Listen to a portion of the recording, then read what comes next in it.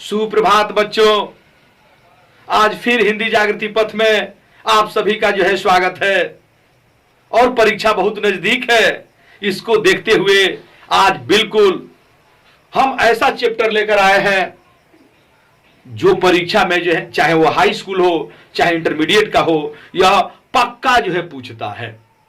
आज मैं लेकर आया हूं छंद। छंद के विषय में मैं पहले बता देता हूं कि छंद जो है संस्कृत के छद धातु से लिया गया है। छंद जो है संस्कृत के छद धातु से बना है, जिसका अर्थ होता है आनंदित करना, खुश करना या आह्लादित करना।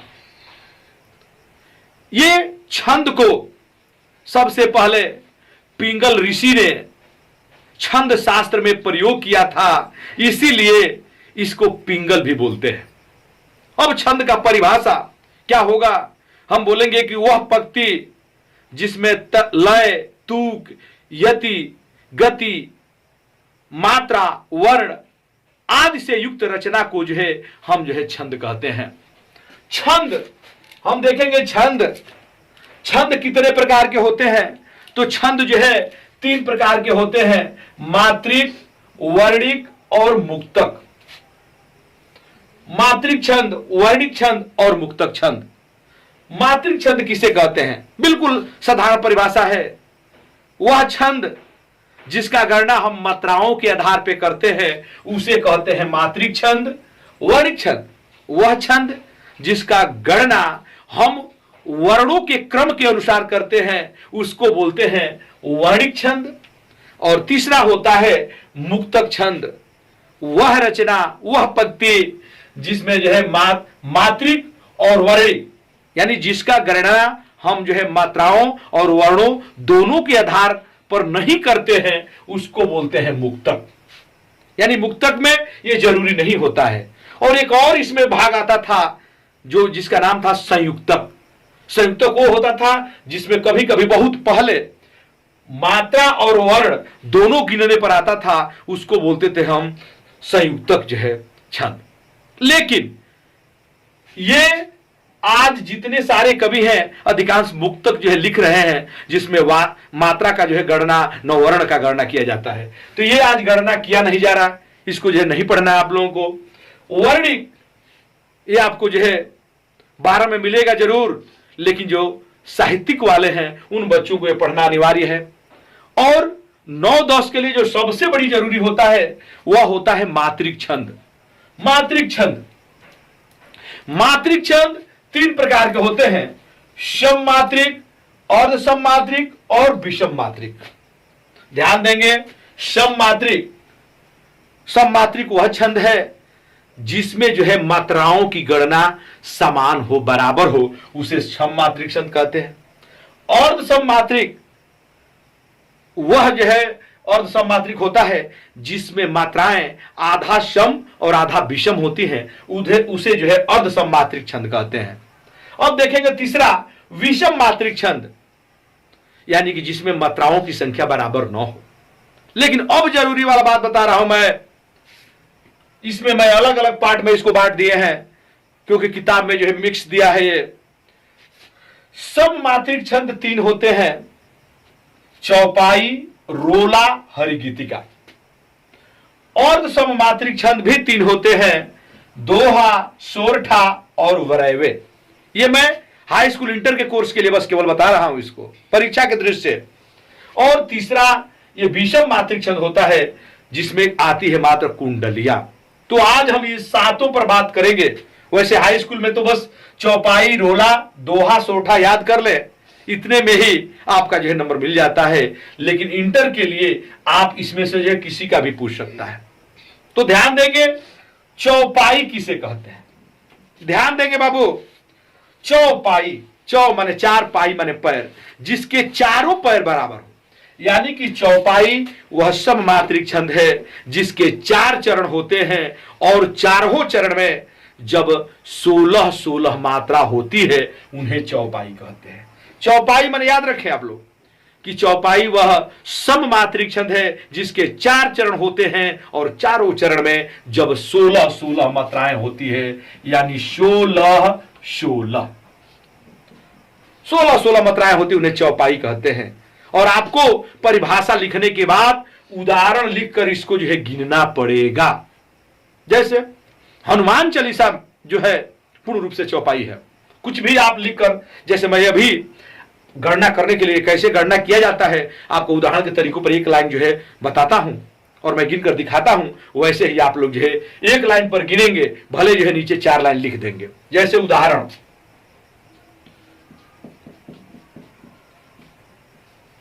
चौपाई का उदाहरण देखिए, चौपाई का उदाहरण राम दूत अतुलित बलधामा।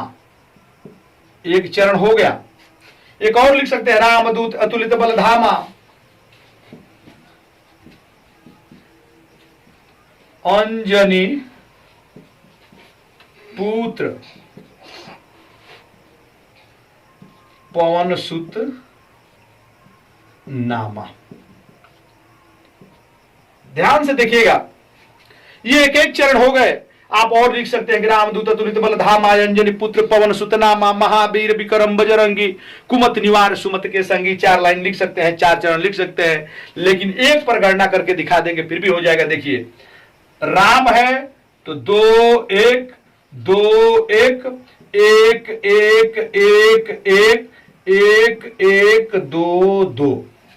इसको गणना करेंगे बाबू तो 16 होगा। देखिए, 2 1 3 2 5 1 6 1 7 1 8 1 9 1 10 1 11 1 12 और 12 4 16। इसी तरह ये चारों लाइन का आप गिनेंगे तो जो है आपको चौपाई का जो है उदाहरण हो जाएगा। तो चौपाई तो हो गया, सभी जो है चरणों में आप गिनेंगे 16 मात्राएं होगी, ये चौपाई है। अब आते हैं इसका दूसरा भाग, रोला। रोला किसे कहते हैं? सेम जो है परिभाषा सेम तरह होगा इसका, कि रोला भी एक सममात्रिक छंद है। इसके भी 4 चरण होते हैं, लेकिन चारों चरण में जब कितना 24 मात्रा पाई जाती हो, यानी कि इस चौपाई में 16, लेकिन रोला में जब 24 मात्रा पाई जाती है उन्हें रोला कहते हैं प्रत्येक चरण में। इसमें भी आप चाहेंगे तो उदाहरण लिखकर, जैसे मान लो मैं यहां दोहा का उदाहरण लिख देता हूं, किसने? रोला का। रोला का उदाहरण देखो, को पापी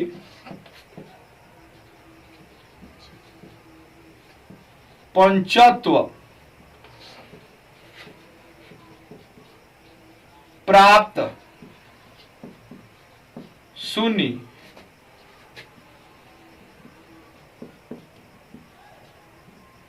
जमगन धावत। देखिए बाबू, मैं एक लाइन गिनकर दिखा रहा हूं, इसी तरह आप लोग गिन लेंगे। इसका उदाहरण एक चरण का मैं दिखा रहा हूं कैसे होता है। रोला का परिभाषा अभी हम बताए कि रोला भी जो है सममात्रिक छंद है। इसके भी 4 चरण होते हैं, लेकिन इसके चारों चरण में जो है जब 24 मात्राएं होती है उन्हें रोला कहते हैं। देखिए, ये रोला का जो है मैं गिनकर दिखा रहा हूं आपको। को यहां पर 1 1 2 1 1 2 2 1 2 1 1 1 1 1 1 1 2 1 1 बराबर दिख लीजिए। को थोड़ा सा आप लोगों को जो है शक लगता होगा कि यहां पर को तो जो है गुरु है, लेकिन लघु क्यों गिना गया है यहां पे? क्योंकि को हम जल्दी पढ़ रहे हैं।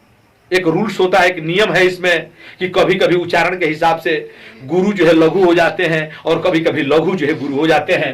तो यहां पर गुरु भी लघु हो गया है, क्योंकि हम को ज्यादा समय को नहीं पढ़ सकते, को पढ़ते हैं। तो इसलिए यहां ये है, पा पर 2 है, पी पर 1 है। यहां पर पंच अंक का मंत्रा है तो यहां पर 2 है, और आधा अक्षर जब कहीं भी होता है तो वो अपने पहले वाली अक्षर को गुरु बना देता है। यहाँ पर एक, यहाँ पर पहले से ही गुरु है तो एक, ये 2 हो जाएगा, ये 1 हो जाएगा, एक एक एक एक ऐसे करके है। गिनेंगे आप 24 होगा। देखिए 1 1 2 2 4 1 5 1 6 6 2 8 2 10 1 11 11 2 13 1 14 15 16 17 18 19 20 20 2 22 और 2 24।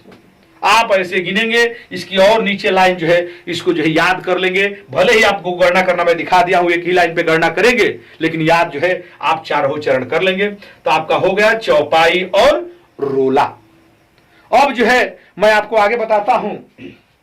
देखें, इसको जो है हम मिटा देते हैं।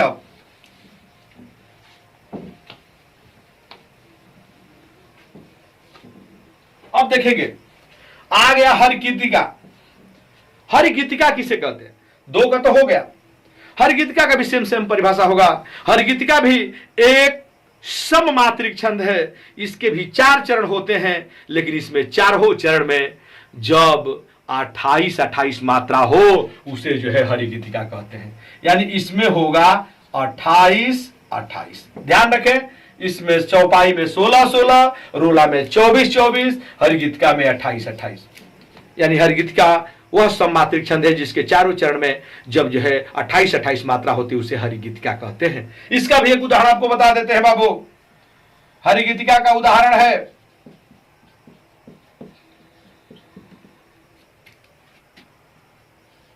हरगीतिका का उदाहरण होता है, क्या है बाबू? इसका उदाहरण हम लेते हैं एक हरिगीतिका। इसमें दिया है खग वृंद। खग वृंद, देखो मिट गलत हो गया ये। खग वृंद सोता है अतः कल नहीं होता वहां। ध्यान देंगे बाबू, चेक करते हैं हम लोग कि आखिर यह हरगीतिका है कि नहीं। तो देखेंगे, देखिए 1 इसमें आधा आ गया, ये गुरु, ये हो गया लघु।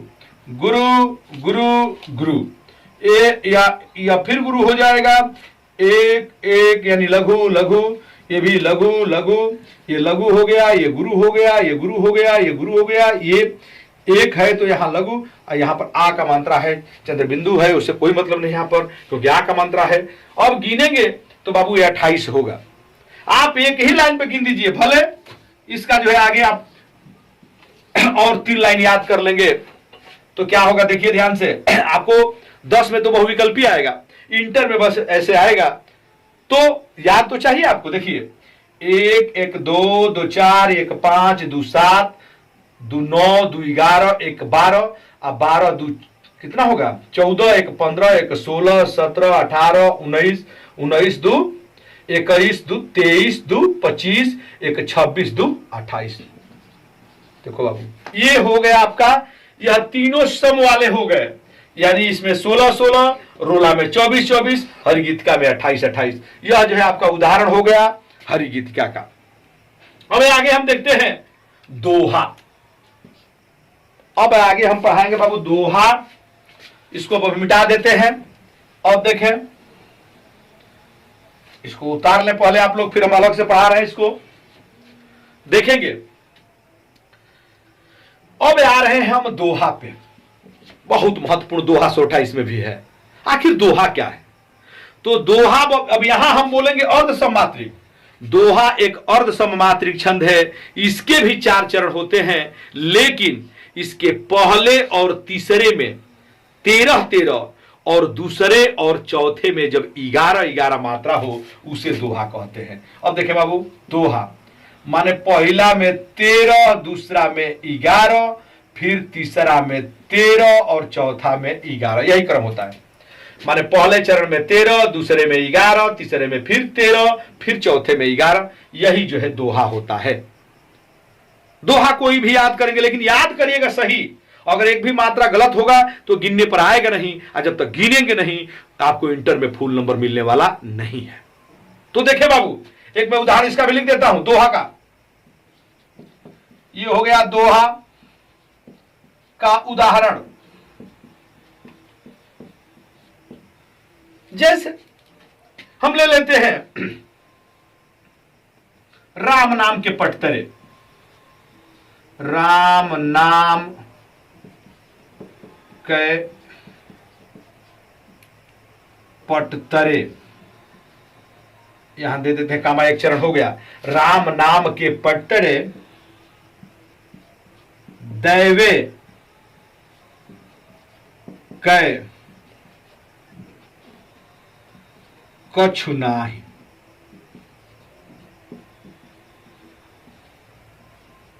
देखें बाबू, राम नाम के पट्टरे देवे को कछु नाही। यहां आप देखेंगे तो हम गिनते हैं 2 1 2 1 2 1 1 1 2, यहां कामा 2 2 2 1 1 2 1। अब यहां एक चरण है, यहां एक चरण। अब एक लाइन और इसमें लिख देंगे कि राम नाम के पट्टरे देवों को कछुलाए, क्या ले गुरु संतोष ये हौस रही मनमाय। नीचे लिख लेंगे यहां पे हौस रही मनमाय। और आप करेंगे क्या कि इसको गणना करेंगे तो यहां तक 13 आएगा, ये 11 आएगा। देखिए अभी गिनकर 2 1 3 2 5 1 6 2 8 1 9 1 10 1 11 2 13 आ रहा है। यहां से लेकर यहां तक आपको जो है कितना आ रहा है, 13 आ रहा है। और यहां से यहां गिनेंगे तो 11 होगा। देखिए 2 2 4 2 3 6 1 7 1 8 2 10 1 11।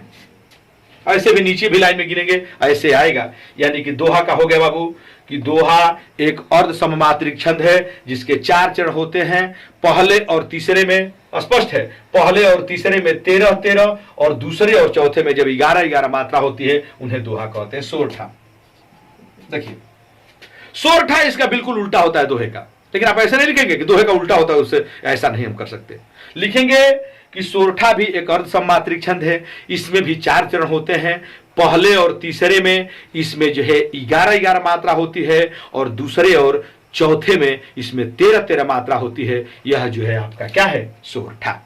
ध्यान दें, सोरठा का कोई उदाहरण याद कर ले। अगर याद न हो तो मैं एक आप लोगों का जो है नियम बता रहा हूं, दोहा को पलट दीजिए, यानी कि प्रथम चरण बाद में उसको और गिन देंगे तो वो सोरठा बन जाएगा। जांचने वाले आपको जो है नंबर जरूर मिलेगा उस पर जो है, क्योंकि जैसे देखिए सोरठा, अब यह बताया सोरठा में 11 13 11 13 होता है। अब हम क्या करें कि अगर इसी को हम पलट दें तो सोरठा बन जाएगा। अब हम ऐसे लिख देंगे, देखिए कि यहां पर लिख दें, देखिए दैवे कै कछु नाही, ये वाला भाग लिख दिया हम पहले, इसको लिखेंगे बाद में। राम नाम के पटतरे। अब ध्यान दे बाबू, ऐसे लिख देंगे तो अब तक गिनेंगे तो सेम सेम वही आएगा। 2 2 2 1 1 2 1 2 1 2 1 2 1 1 1 2। अब यहां तक हम गिनेंगे तो 11 हो जाएगा। 2 3 6 1 7 1 8 2 10 1 11। इसको गिनेंगे तो हो जाएगा 13। 3 3 6 2 8 2 10 1 11 2 13। ते हो गया सोरठा। यही तो करना है। फिर नीचे वाली लाइन को भी ऐसे इधर वाले इधर, इधर वाले उधर कर देंगे। एकदम दिमाग में रखे कि अगर सोरठा का उदाहरण याद भी नहीं है तो आप जो है दोहा को पलट देंगे। तो ये हो गया आपका सोरठा। अब एक और बच रहा है बरेवे। मैं बरेवे बताना चाहता हूं बाबू, इसको मिटा दे रहा हूं। अब देखिए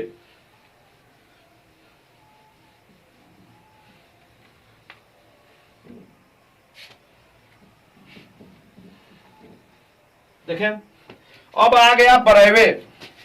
बरेवे का परिभाषा देखेंगे।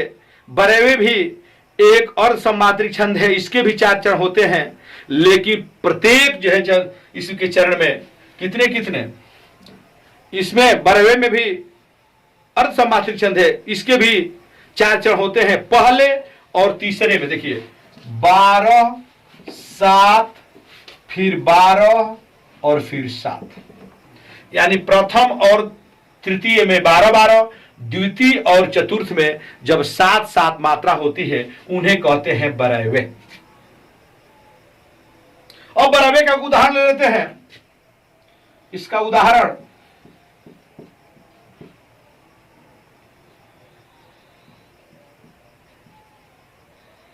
चंपक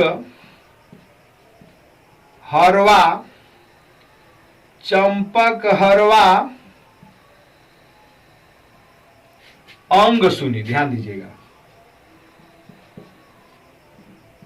अंग सुनी, यहां कामा है अधिक सुहाय।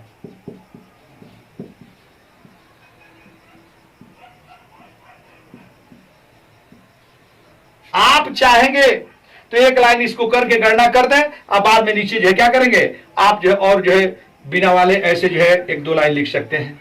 अब इसको हम गणना करते हैं है कि नहीं बराबर। देखिए इसमें याद आ गया 2 1 1, यह 1 1, आ का मात्रा है 2, यह अंक का मात्रा है एक ही हो जाएगा 1 1, ये यहां तक 1 हो गया 1 1 1 1 2 1।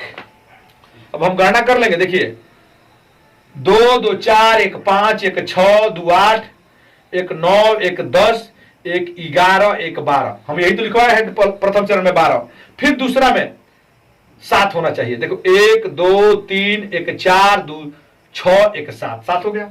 इसी तरह जो है नीचे 2 लाइन लिख देंगे, अगर गणना करेंगे एक ही पर, उसको याद कर लेंगे, किताब में दिया है तो आराम से आप जो है बराबर लिख सकते हैं। अब लास्ट में मैं आपको बताना चाहता हूं कुंडलिया छंद।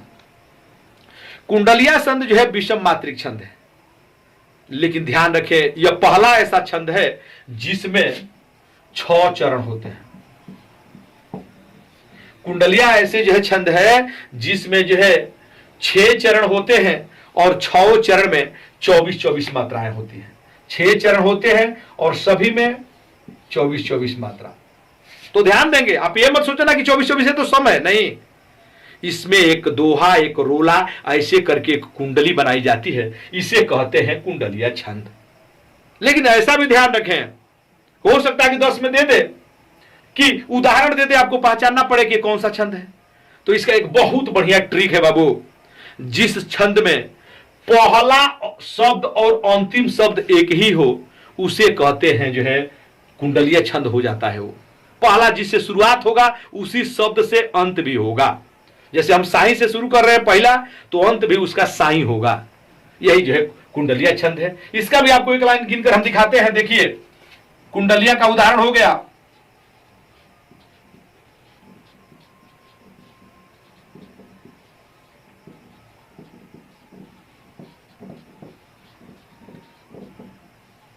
कुंडलिया का उदाहरण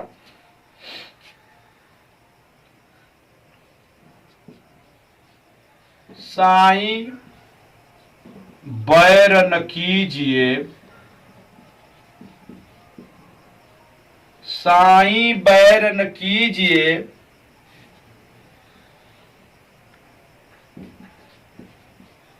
गुरु